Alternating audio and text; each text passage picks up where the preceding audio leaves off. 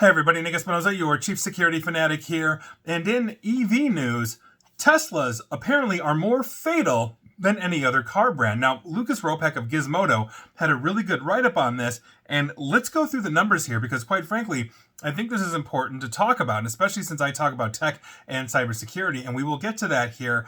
We're going to go through the nuts and bolts. Now, I'm sure you know Elon Musk, essentially not the founder of Tesla, but basically exploded Tesla onto the scene here.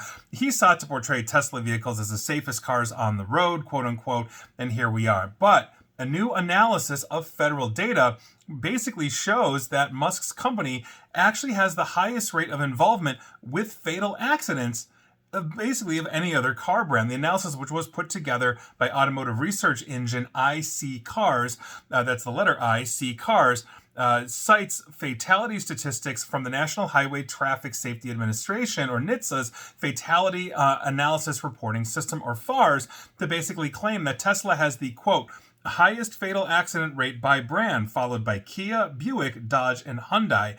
Now, the report also says, and I quote again, as with the model rankings, it's possible these fatal accident rates reflect driver behavior as much or more than vehicle design, end quote. And that's one of the cruxes of the thing here, because quite frankly, if people are driving these things like jerks, here we are. Teslas basically may not have particular features that make them more dangerous. It may be the drivers.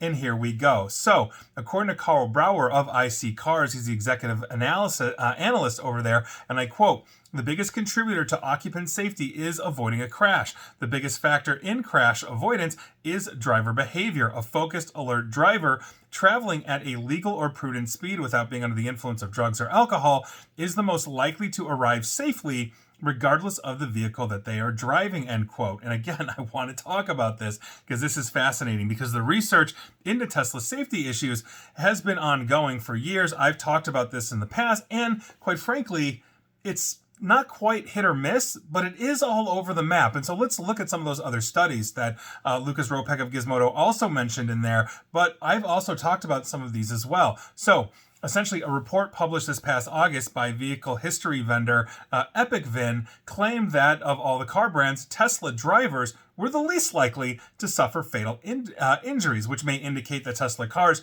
are indeed built really well to survive crashes, which then kind of puts it back on the driver. Now, a study published by auto loan and mortgage lender giant LendingTree back in December of 2023 claimed that Tesla drivers had the highest crash rate of any brand. Now, that study cited data between November 14 of 2022 through November 14 of last year, so literally a year ago, claiming that, quote, Tesla drivers had 23.54 accidents per 1,000 drivers, end quote, while noting that essentially only two other brands, Ram and Subaru, had more than 20 accidents per 1,000 drivers.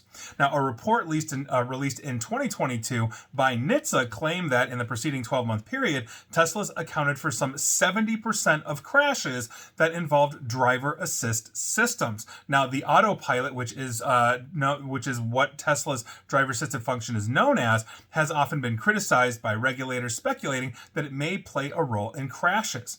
On top of this, NHTSA published another report this past April that claimed that Tesla's Autopilot function had a quote-unquote critical safety gap that could be linked to hundreds of crashes. An analysis conducted by the Washington Post last summer similarly found that Tesla's Autopilot function had been involved in a total of 17 fatalities and as many as 736 crashes since 2019. Washington Post also citing NHTSA statistics as well. And let's not forget, for the record, the new landscape here. And before we talk about this, I think for the record, you can see the balance that we essentially have here, because I think it's a combination of a couple of different things. I think obviously any car has to be designed to survive a crash. There have been Tesla cars that have not been formally or fully test crashed or have had the complete independent crash testing. The Cybertruck, for example, which is their latest, hottest model. I don't care if you'll ever hate the thing. It really hasn't gone through the formalized testing, and it doesn't seem like it ever will. Cars are not, for the record, required to be crash tested in that manner by one of these governing bodies ahead of time. And so by virtue of that, there's a lot of speculation that because the Cybertruck is essentially steel, like stainless steel, all throughout this, which, you can go watch videos of people shooting this thing with like guns, and I think some dude like put C4 on the thing and it didn't blow the door off. The thing is, if that doesn't have proper crumple zones or some kind of issues, it may do a significant amount of damage to another car gets into an accident, not to mention it may not have as much resistance to essentially protecting the driver of the Cybertruck as well. So I say all of this to say that what you add into this is the evolution of Autopilot by Tesla, or self-driving vehicles, or driver-assisted. We've seen videos of people basically letting the Tesla go and they jump in the back seat and they let it drive, or people try to let it drive home, or they rely on it too much when it's not 100% ready. I literally did a video within the last few months or so of some guy that was letting the autopilot go and it wasn't slowing down because there was an oncoming train, but the oncoming train was covered by fog. And if the guy hadn't like ripped the wheel at the last second to take control of the car, his Tesla would have slammed right into a moving train, obviously most likely killing the guy.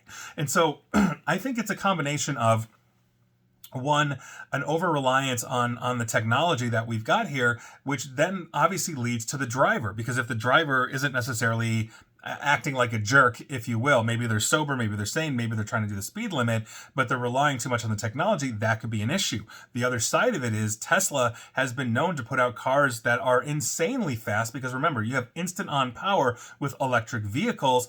They even put out a car called Plaid Mode, which, you can go purchase and you don't need to be a race car driver for it. And it's like 1,000+ horsepower of instant fun, if you will. But if you don't know how to drive those things, in the same way that we've seen high powered performance sports cars like Dodge Vipers back in the day, people didn't know how to handle them. And so, they try to do a burnout and the wheels rip and you go spinning in the car and you end up in a ditch.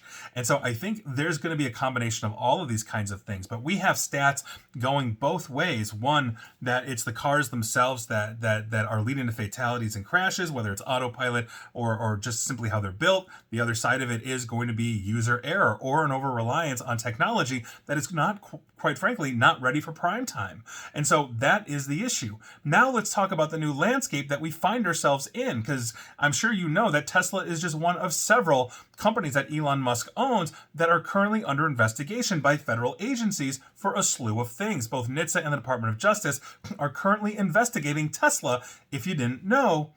But that game is about to change because Elon Musk, huge Trump supporter, he was on stage, jumping around with Trump saying he's dark MAGA, blah, blah, blah. He's basically now going to have a new tenure as some kind of he's going to have some kind of portfolio in the federal bureaucracy, for government efficiency or whatever that means. It's an act of Congress to spin up a department, but there's no reason why President Trump could spin up a commission or appoint him like he appointed his son-in-law, Jared Kushner, in his first term to basically be like a senior advisor to the president and then give him unilateral power. Well, if that agency or government efficiency or commission may complicate things, especially if you have basically some Elon Musk very friendly with the president, and then whoever's running NHTSA or the Department of Transportation, which all the department NHTSA falls under, or the DOJ, they can simply kill this as a favor to Musk. And so here we go. I don't know what's going to happen here, but if we are lowering safety and quality standards that NHTSA would find as a result of Tesla, and now we're not going to see them, but they're still selling cars, I don't think that's a good place to be in. And so I don't know what to say other than, if you own a Tesla, please drive it responsibly. Please understand that the autopilot is not 100%, no matter what the protestations, of Tesla are, or procrastinations or whatever, and understand that Elon Musk has been sued in court over people claiming that he said, and he has been saying this, that, our autopilot is perfected and all these other things. And then all of a sudden, people rely on that, and then they get into accidents or get seriously injured or possibly killed. So take all of that for what it's worth.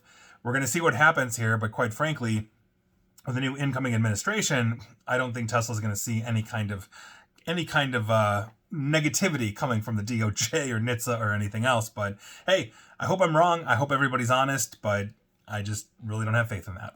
And please like, share, follow me here on Facebook and Twitter at NickAESP. And please feel free to subscribe to me at YouTube as well. And as always, stay safe, stay online, and please attempt to stay private. Thanks, everybody.